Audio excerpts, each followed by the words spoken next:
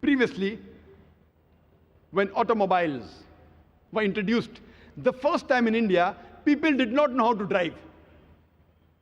So whenever you purchased a car, the company, along with the car, the company also gave you a driver.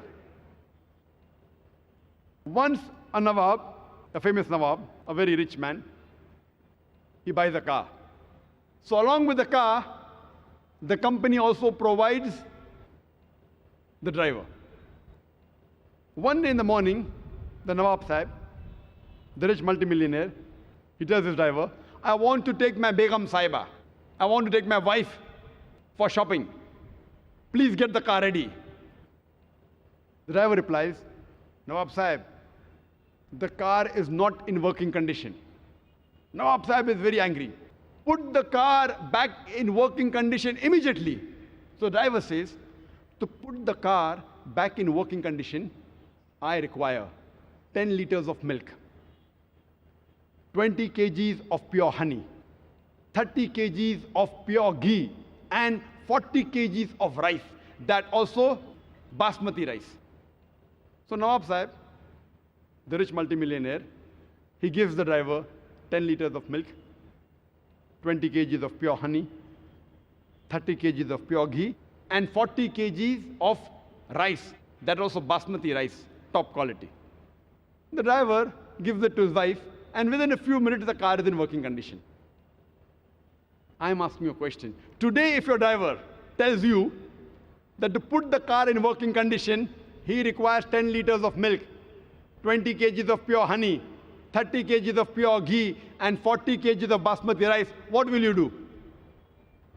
What will you do? Will you give it to him? What will you do? You will kick him out of the job.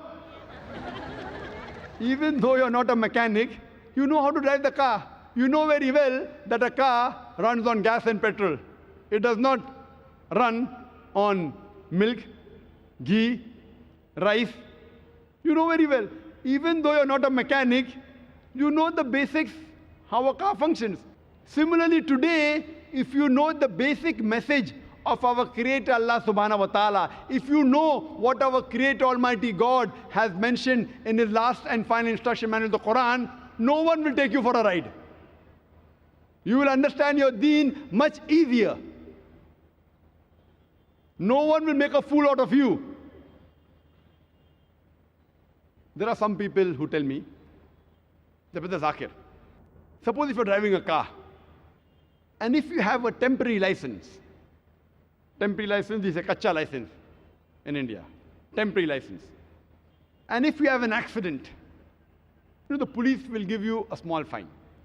If you have a permanent license, and if you have an accident, the police will give you a bigger fine. Therefore, if you don't read the Quran, and if you don't understand the Quran, and if you make any sin, God will punish you less. If you understand the Quran, and then if you commit a sin, then God will give you double punishment. Very good logic. So why don't you understand the Quran? Behave like a person who have a temporary license and enjoy life. Less punishment. I told this brother, for sake of argument, I agree with you, that a person who has a temporary license, a person who has a kacha license, if he has an accident, maybe the police will fine him with 1,000 rupees or $1,000.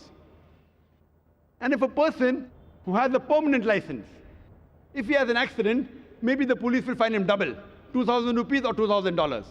Okay, I agree with you.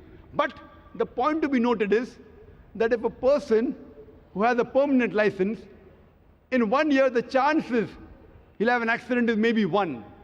But a person who has a temporary license, who has not learned driving well, the chances he'll have an accident in 1 year is maybe 50. So at the end of the year, the person who has permanent license pays a fine of 1,000 rupees or $1,000. And a person who has a temporary license, he pays a fine of $50,000. A person who has a temporary license pays $1,000. A person who has a permanent license pays $2,000. So if he has an accident once a year, at the end of the year, he pays a fine of $2,000. And a person who has a temporary license, maybe he'll have 50 accidents in a year. At the end of the year, he pays a fine of $50,000 or 50,000 rupees.